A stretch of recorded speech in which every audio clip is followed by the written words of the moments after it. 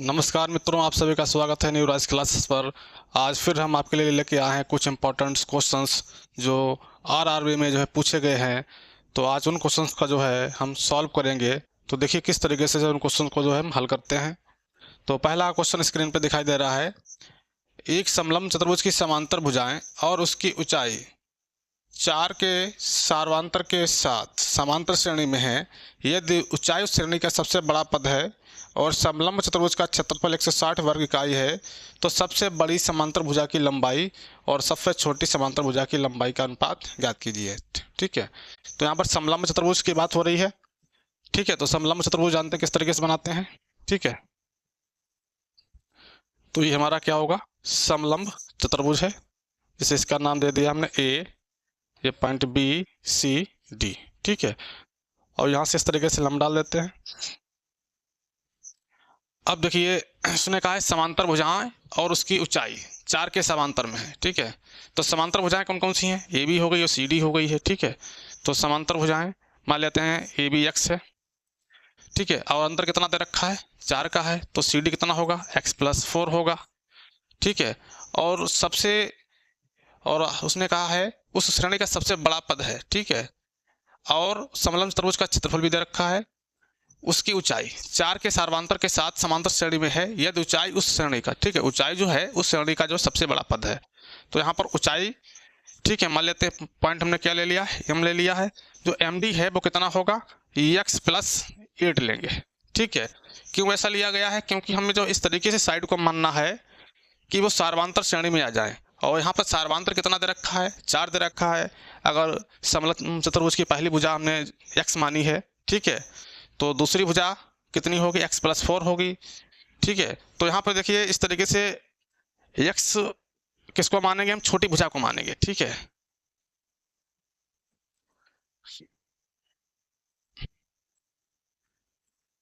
तो x हम किसको मानेंगे, छोटी भुजा को मानेंगे। तो a b c d, तो x हमारा क्या होगा, छोटी भुजा होगी, और बड़ी भुजा क्या होगी, x प्लस 4 होगी। ठीक है, और ऊंचाई कितनी होगी, x प्लस 8। ठीक है, इसको हमने पॉइंट मान लिया है। अब ये कैसे दे रखे, समांतर श्रेणी में है। ठीक है, क्योंकि इसने ऊंचाई बोल दिया, ऊंचाई जो है सबसे बड़ा पद है। तो देखिए किस तरीके से, पहला पद x है तो दूसरा क्या होगा, x प्लस 4 होगा, और तीसरा कितना दे रखा है, x प्लस 8। ठीक है, छोटी भुजा हो गई है, ये समांतर भुजाएं हैं। ठीक है, यानी कि कौन सी हो गई है, सी डी, सी डी हो गई है। और ये भी कितनी हो गई है, x प्लस 4 है, ऊंचाई कितनी है, डी एम या एम डी, एक्स प्लस 8 है। आगे देखिए समलंब चतुर्भुज का क्षेत्रफल दे रखा है 160 वर्ग इकाई है। ठीक है, तो हम जानते हैं समलंब चतुर्भुज का क्षेत्रफल कितना होता है। ठीक है, 1/2। ठीक है, समांतर भुजाओं का योगफल। तो समांतर भुजाएं कौन सी हैं, एक ए बी है, दूसरी सी डी है, तो इनका योगफल। ठीक है, तो ये भी कितना है, एक्स प्लस 4 प्लस एक्स। ठीक है, गुणे ऊंचाई, ऊंचाई कितनी दे रखी है, एम डी। ठीक है, यहाँ पर ऊंचाई कितनी है, एक्स प्लस 8, तो एक्स प्लस 8। अब ये एरिया किसके बराबर दे रखा है, 160, 160। ठीक है, कितना वर्ग इकाई है, 160 वर्ग इकाई दे रखा है एरिया। तो अब देखिए क्या करना है, x प्लस 4 प्लस एक्स, इसको हम जोड़ देंगे तो हो जाएगा 2x प्लस 4। ठीक है, तो कितना मिलेगा, 2x प्लस 4। ठीक है, और इनटू x प्लस 8। ठीक है, 2 से क्या कर देंगे, मल्टीप्लाई कर देंगे, कितना हो जाएगा, 320। ठीक है, तो कितना प्राप्त हो जाएगा, 320। अब देखिए यहाँ पे क्या करेंगे, मल्टीप्लाई कर देंगे। ठीक है, तो कितना आ जाएगा, 2x स्क्वायर, ठीक है, plus 2 16x, 16x plus 4x plus 32 बराबर कितना है, 320। ठीक है, तो यहाँ पे हमने क्या किया है, गुणा कर ली है। ठीक है, अब देखिए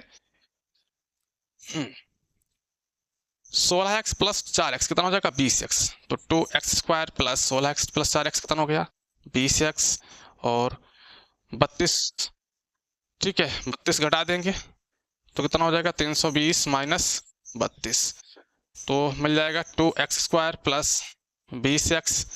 अब देखिए घटा रहे हैं तो 10 में से 2 गया, 8 इधर लाएंगे तो माइनस का हो जाएगा 8, एक बचा है 11 में से 3 जाएगा, ठीक है 11 में से 3 गया, 8 बचा है और यहाँ पे 2 बचा है, ठीक है। तो 288 बराबर क्या है 0 है। तो देखिए अगला स्टेप क्या आएगा, इसको इरेज कर रहे हैं,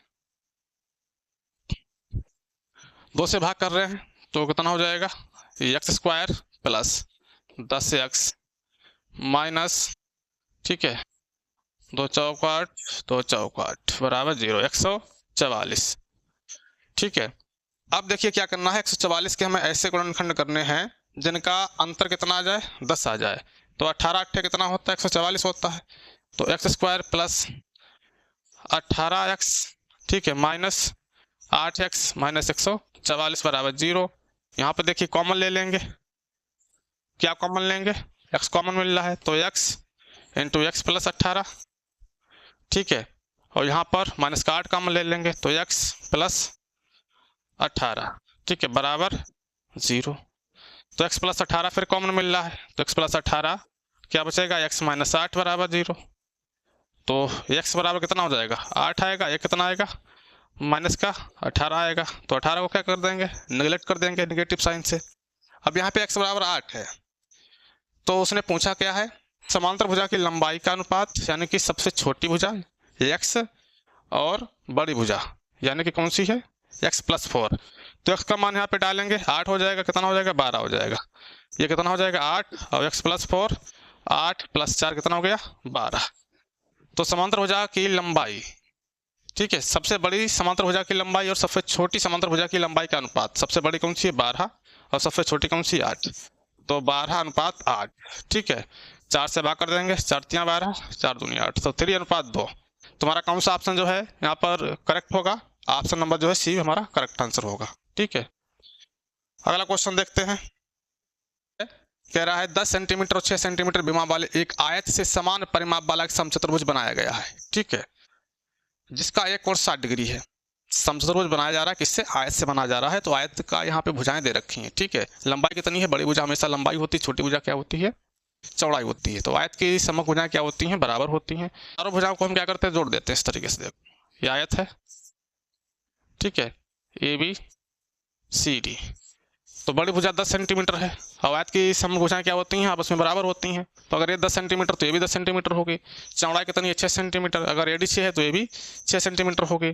तो परिमाप में क्या करेंगे दोनों भुजाओं को जोड़ देंगे, ठीक है तो 10 10 20, तो परिमाप कितना हो जाएगा देखिए आयत का परिमाप हो जाएगा 10 10 20 हो जाएगा और 6 26 6 कितना हो गया 32, तो 32 आ गया है, ठीक है।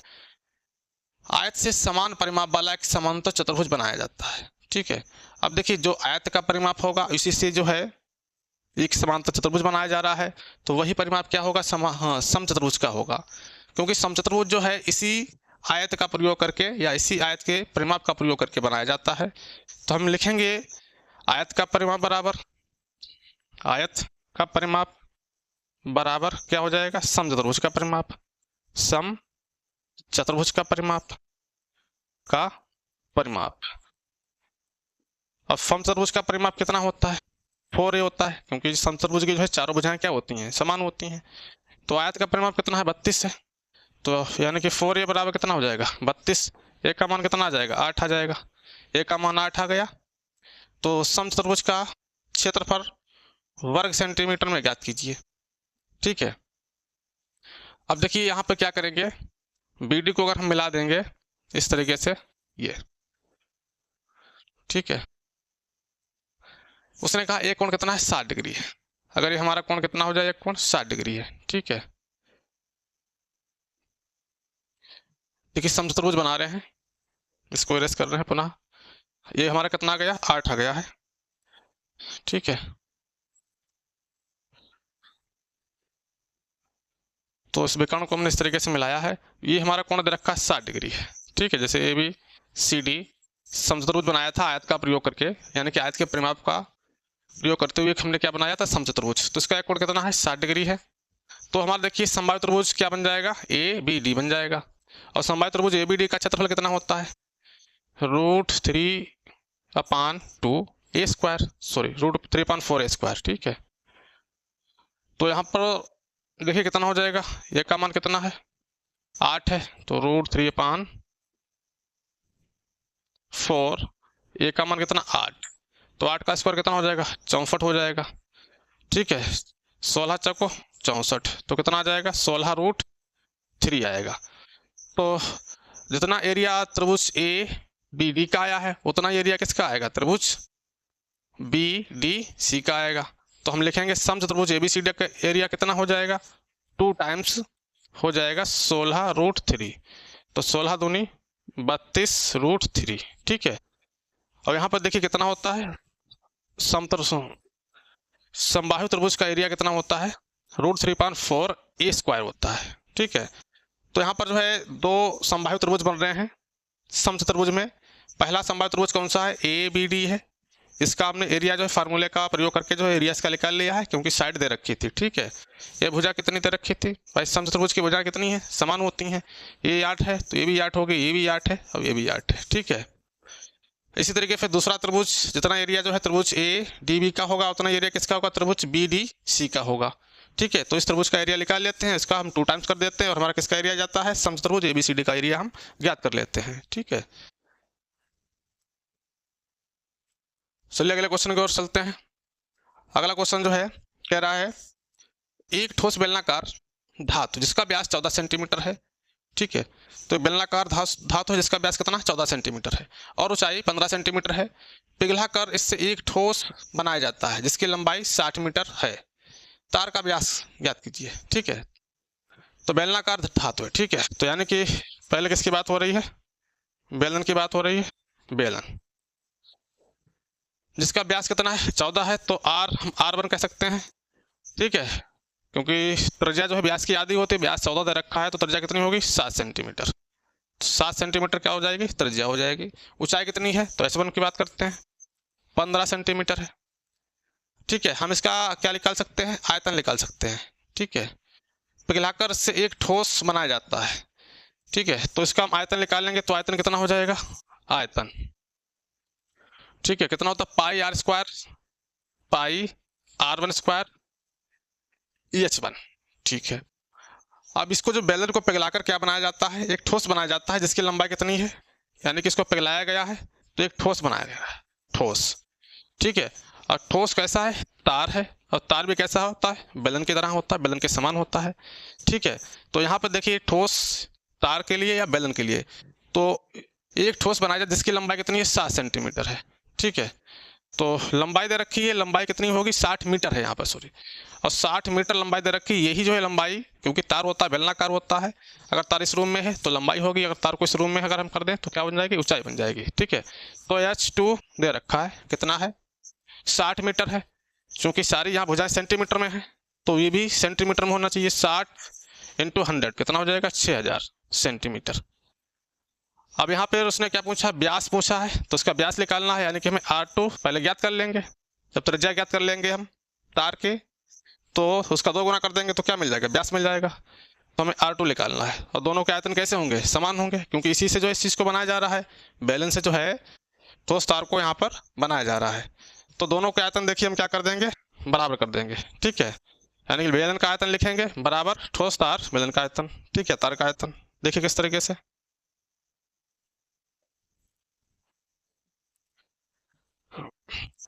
तो πr1² H1 बराबर πr2² H2। अब देखिए R1 तो पता है, पाई से हमारा पाई कैंसिल हो जाएगा, ठीक है।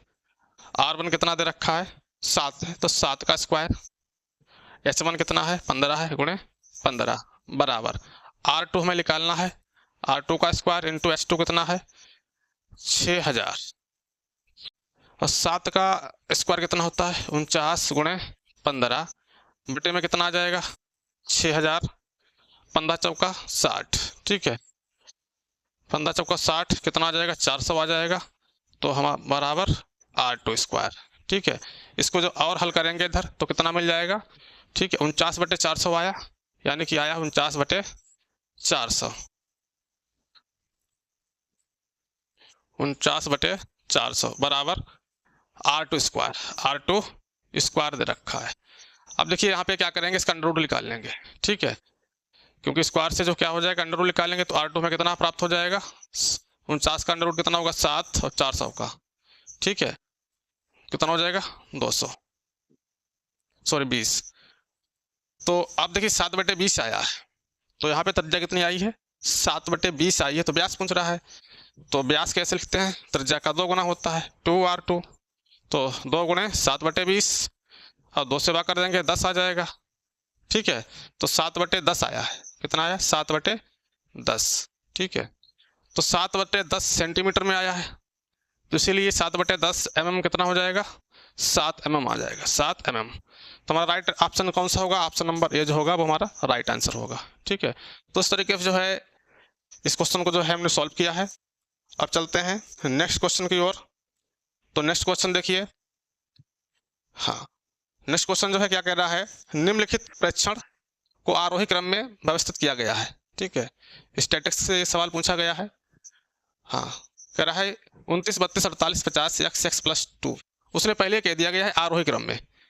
अगर आरोही क्रम में ये हमारा डेटा जो है अगर उपलब्ध नहीं होता है तो पहले हम क्या करते हैं, इन नंबर्स को आरोही क्रम में हमें अरेंज करना पड़ता है माध्यिका ज्ञात करने से पहले, ठीक है। तो यहाँ पर आरोही क्रम में दे रखा है, तो यहाँ पर माध्यिका x का मान पूछा है, माध्यिका कितनी है 63, x का मान बताइए। तो देखिए माध्यिका में क्या करते हैं, सभी को ऐड कर देते हैं, ठीक है, यानी पहले पदों की संख्या चेक करते हैं, 1 2 3 4 5 6 7 8 9 10, कितना है 10। अगर हमारा n का मान 10 होता है और 10 कैसा है सम आ गया है, हम तो कैसे निकालते हैं, ठीक है, तो माध्यिका कैसे निकालते हैं, n/, 2वां पद का मान होता है प्लस n/2 प्लस 1वां पद, ठीक है, वहाँ पद ठीक का मान होता है, अपान कितना होता है 2 होता है। तो माध्यिका कितनी है, ये तो माध्यिका बराबर होता है, माध्यिका बराबर, माध्यिका कितनी दे रखी है 63, तो 63 बराबर कितना हो जाएगा n/2, यानी कि 10/2 प्लस 10/2 प्लस 1 वहाँ पद, अपान कितना है 2 है, तो इससे 3 से मल्टीप्लाई कर देंगे, तो यहाँ पे कितना हो जाएगा, तो 2 3 6, 2 3 6 2 संग 12, 126 बराबर 5वां पद आएगा, 5वां पद और प्लस 6वां पद, ठीक है, तो 126 बराबर 5वां पद कितना दे रखा है 1 2 3 4 5 x, 6वां कितना x + 2 है, तो x + 2 है, तो 126 बराबर कितना हो जाएगा 2x + 2, 2 से 2 कॉमन ले लेंगे, भाग कर देंगे, कितना आ जाएगा 2 छंग 12, 2 3 6, तो ठीक है 1 सेकेंड, हाँ तो 2 को इधर लाएंगे घटा देंगे, तो 124 बचेगा बराबर 2x, 2 से भाग कर देंगे, 2 छंग 12, 2 दूनी 4, ठीक है, तो x का मान कितना गया 62 आ गया। तो ऑप्शन नंबर हमारा कौन सा करेक्ट होगा, ऑप्शन नंबर बी हमारा करेक्ट आंसर होगा, ठीक है। तो इसी तरीके से अगले क्वेश्चन की ओर बढ़ते हैं। अब देखिए अगला क्वेश्चन जो है क्या कर रहा है, ट्रिग्नोमेट्री से लिया गया है, कह रहा है sin 7 π/4 sin π/4 sin 3 π/4 into sin 5 π/4 का मान ज्ञात करना है। तो देखिए इस टाइप के क्वेश्चन को जो है किस तरीके से हल करेंगे, sin 7 π/4, ठीक है, यानी कि सभी को sin π/4 में बनाना पड़ेगा, क्योंकि मैं sin 7 π/4 का जो है वैल्यू नहीं पता है। तो यहाँ पे देखिए sin हम तोड़ लेंगे sin पाई प्लस 3 π/4, ठीक है, 4 पाई 3 7 π/4 ही तो लिखा ही ऐसे ही। अगला sin π/4 इंटू, ठीक है, sin 3 π/4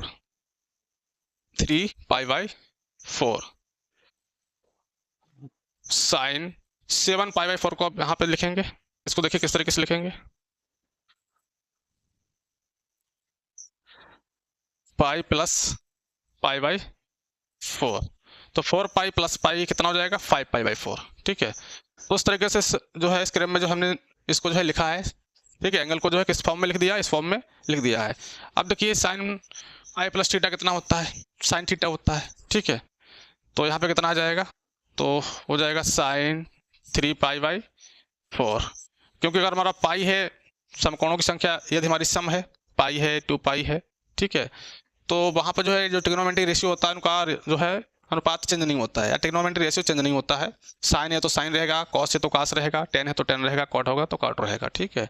अगर समकोणों की संख्या हमारी विषम हो जाती है, यहाँ पे π/2 आ जाता है, तो वहाँ पे साइन का कॉस में चला जाता है, टेन का कॉट में चला जाता है, ठीक है। इस तरीके से जो वहाँ पे ट्रिग्नोमेट्रिक रेशियो जो है आपस में चेंज हो जाते हैं, ठीक है।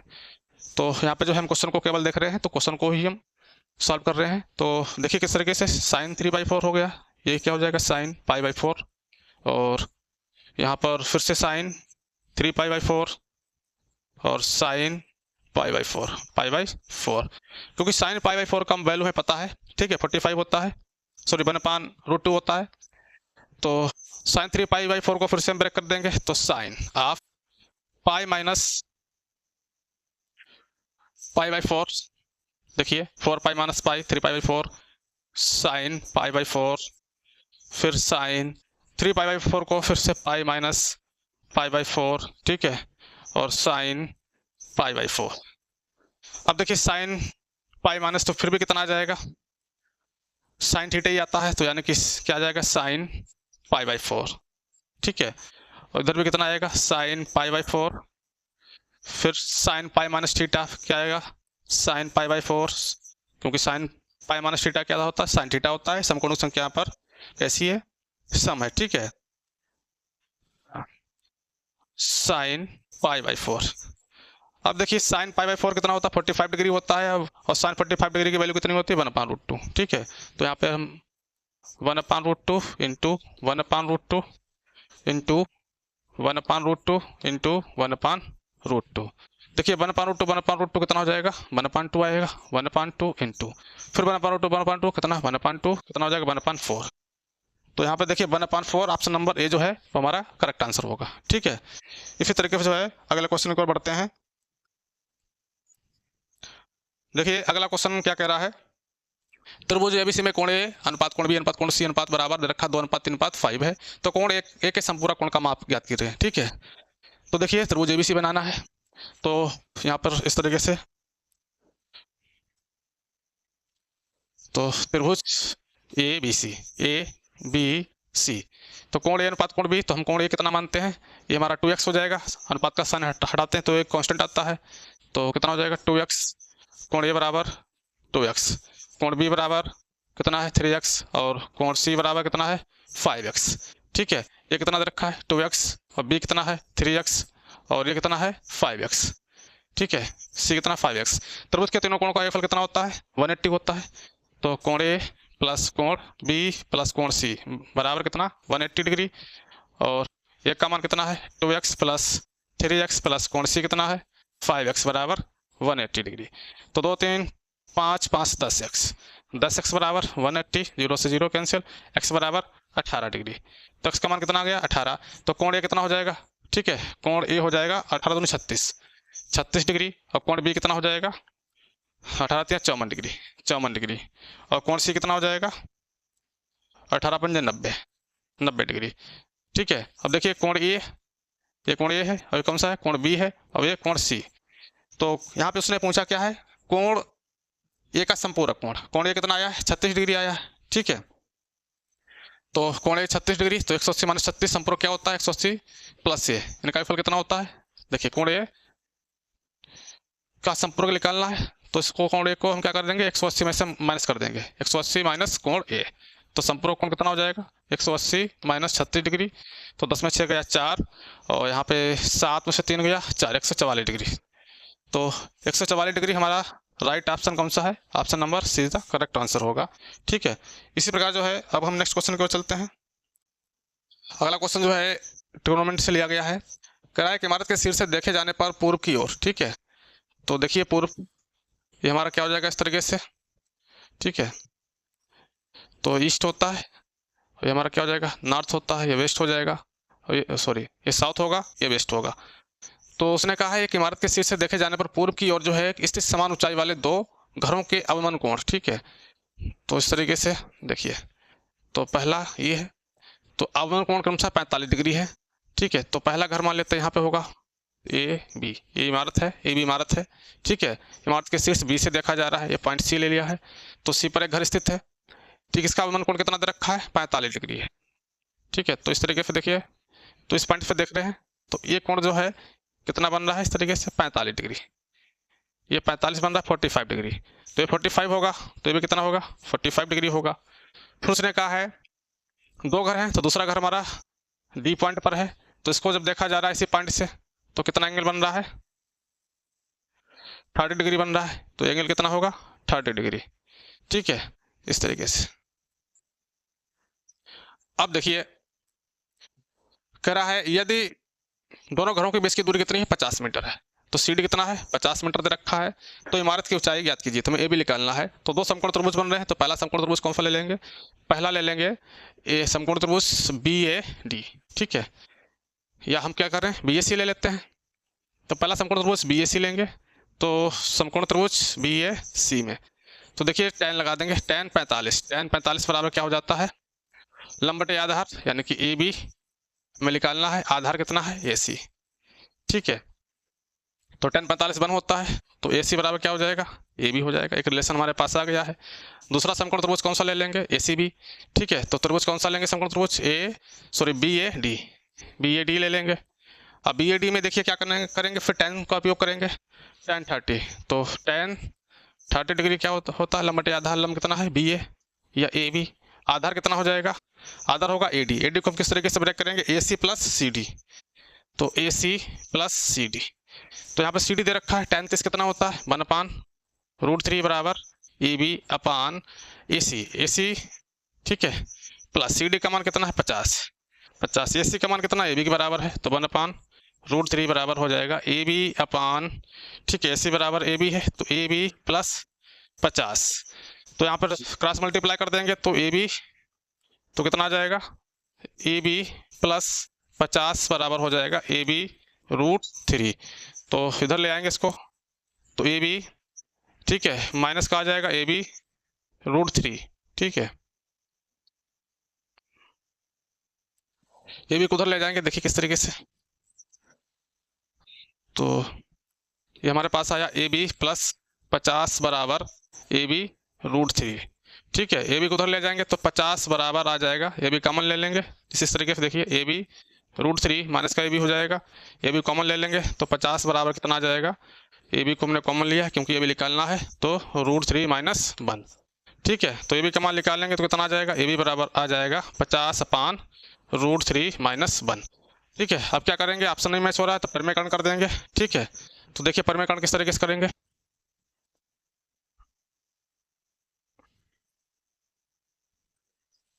हाँ, तो 50/√3 माइनस 1, परिमेयकरण में इसके विपरीत चिन्ह से गुणा भाग कर देते हैं, तो √3 + 1/√3 + 1, तो क्या हो जाएगा, हाँ 50 × √3 + 1 अपान ए माइनस बी इंटू ए प्लस बी क्या होता है, स्क्वायर माइनस बी स्क्वायर, तो √3 का स्क्वायर 3 माइनस 1 का स्क्वायर 1, तो 2 बचेगा, कितना आ जाएगा, 2 से भाग करेंगे 50 को, 25 आएगा, 25√3 + 1, तो ए बी का मान कितना आ गया, ये हमारा ए बी का मान आया है 25√3 + 1, तो 25√3 + 1 डी हमारा क्या होगा, करेक्ट ऑप्शन होगा, ठीक है।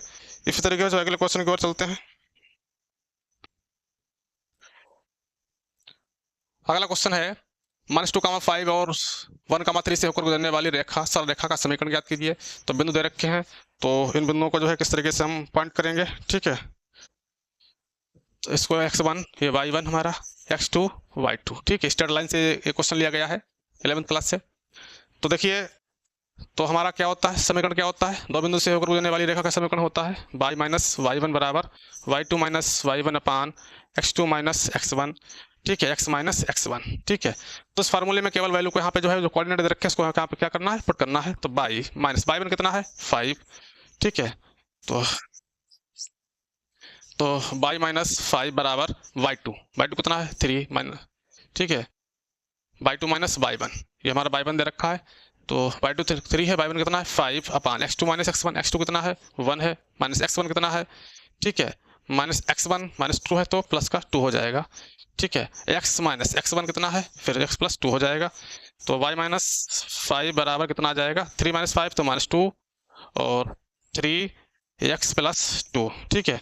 3 से मल्टीप्लाई कर देंगे तो कितना आ जाएगा, देखिए तो 3y - 15 और माइनस का 2x और 2 दूनी कितना हुआ -4, ठीक है।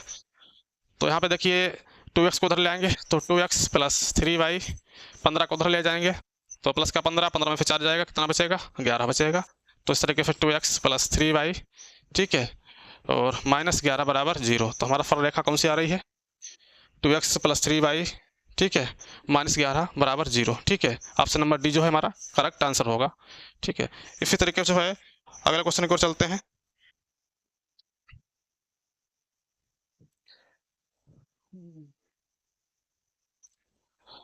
अगला क्वेश्चन देखिए, इसको किस तरीके से करेंगे। cos x दे रखा है, ठीक है, तो cos x को हम क्या करते हैं, तोड़ देंगे 1 sin x और प्लस कॉट को यहाँ पे जो है cos x sin x +1, ठीक है। sec x को 1 cos x minus tan x को sin x cos x, ठीक है, cos x -1। एलसीएम ले लेंगे तो क्या हो जाएगा, 1 cos x sin x, ठीक है, अपान sin x, ठीक है। ऐसे इस तरीके से देखिए इसको 1 sin x, ठीक है, और माइनस cos x अपान cos x, ठीक है। तो यहाँ पर 1 cos x है और यहाँ पर जो है 1 sin x cos x है, ठीक है। तो 1 cos x और 1 cos x, ठीक है।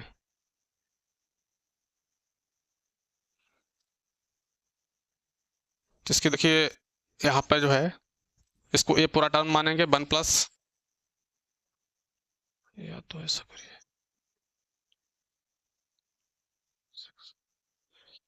देखिए इसको हम पहले इस तरीके से लिखेंगे sin x plus cos x +1, ठीक है, पूरा टर्म हमारा ए हो जाएगा अपान sin x, ठीक है।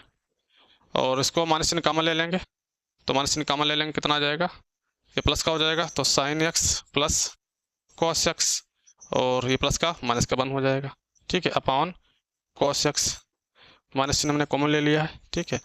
अब देखिए a प्लस बी, ये पूरा हमारा टर्म क्या मानेंगे, इसको a मानेंगे, इसको b मानेंगे, इनटू a माइनस बी, तो क्या फार्मूला होता है, a² माइनस b² होता है, ठीक है।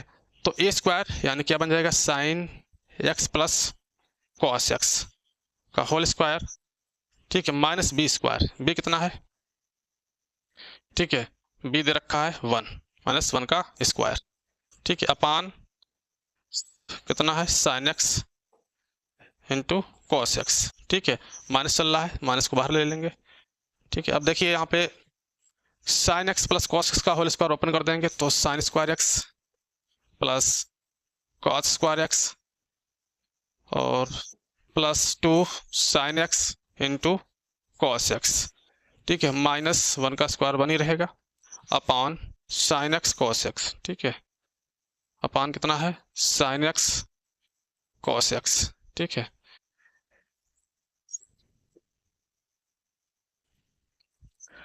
तो sin² x प्लस cos² कितना हो जाएगा, 1 +2 sin x cos x -1 अपान sin x, ठीक है, माइनस साइन चल रहा है ऑलरेडी, ठीक है, तो sin x और cos x, तो कितना आएगा, तो 1 से 1 कैंसिल हो जाएगा, तो हमारे पास बचा है 2 sin x cos x अपान sin x cos x, तो sin x cos x से कैंसिल हो जाएंगे, तो क्या बचेगा, -2, ठीक है, क्योंकि माइनस चिन्ह हमारा बाहर चल रहा था, तो ऑप्शन नंबर हमारा ई जो है वो करेक्ट आंसर होगा।